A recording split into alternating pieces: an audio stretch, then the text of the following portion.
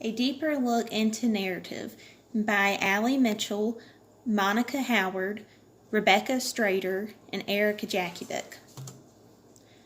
Identifying the theory. Narrative theory can be identified by a unique understanding of the stories people tell about their own lives. These stories are generally unique to the individual based on their interpretations of events, experiences, and interactions. The storytelling can be done through different mediums. The mediums used to tell a story can be art, written word, performances. Sessions. Narrative theory helps clinicians work with clients to deconstruct and reconstruct their stories so that timelines and characters can be assessed. Clinicians are able to point out how clients' stories can be limited by their personal views because they are co-constructed with others around them. Narrative works to empower the client by supporting the client in taking control of their narrative and figuring out which parts are accurate and which parts might have another truth or side to them. Narratives can be influenced by family and friends, our culture, and helping agencies. Defining practice principles of narrative theory. People communicate about their lives through the process of storytelling in verbal and written accounts as well as through artwork.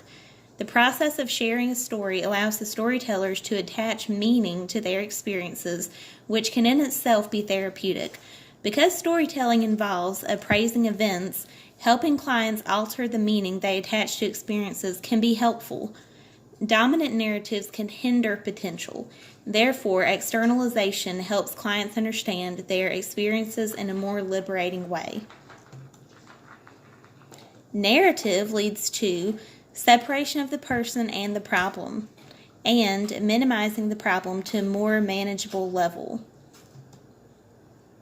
Strengths of narrative. For the client, narrative can be more empowering compared to other approaches because it is collaborative. The client can work out his or her thoughts with the professional. Narrative focuses on the ever-changing meaning of experiences rather than being focused on traits, which allows for more creativity in counseling sessions. It also provides the opportunity to educate clients on strategies for long-term planning, as well as the importance of being open to change. Strengths of narrative continued. It can also be effective in cross-cultural and marginalized populations because each client can integrate contextual factors within their language. Approach is focused on what is right with the client rather than focusing on what is wrong, encouraging clients to use their natural strengths. Encourages clients to utilize their own strength to change lives.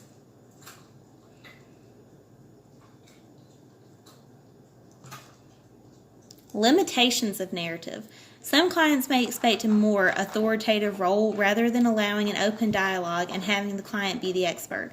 This approach may not be effective for individuals who are reserved or unable to verbally contribute to a conversation.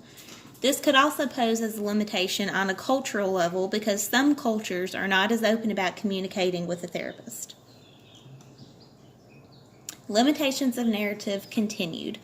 Individuals who expect a quick fix may also be disappointed with this approach because it does take time and collaboration. There is no set structure for this type of counseling, so it can be overwhelming in the beginning for both the professional as well as the client.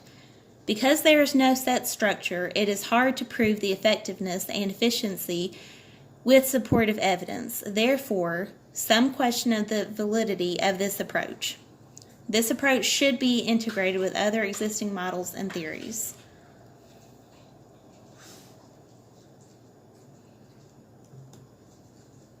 Examples of practice settings in which it can be used, including client systems.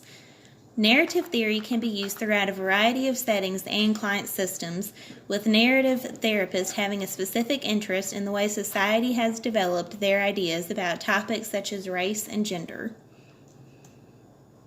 Example 1. A social worker practicing at a high school, working with a group of students that are from homes without fathers that feel as though they are singled out in class due to being from a one-parent home. Example 2. A social worker providing one-on-one therapy with a client that suffers from anxiety related to their discomfort around their sexuality and how it will be perceived by their family. Example 3. Mothers experiencing a child viewed by the preschool as not quite fitting in what might be considered proper preschool behavior may blame themselves as being unfit. References.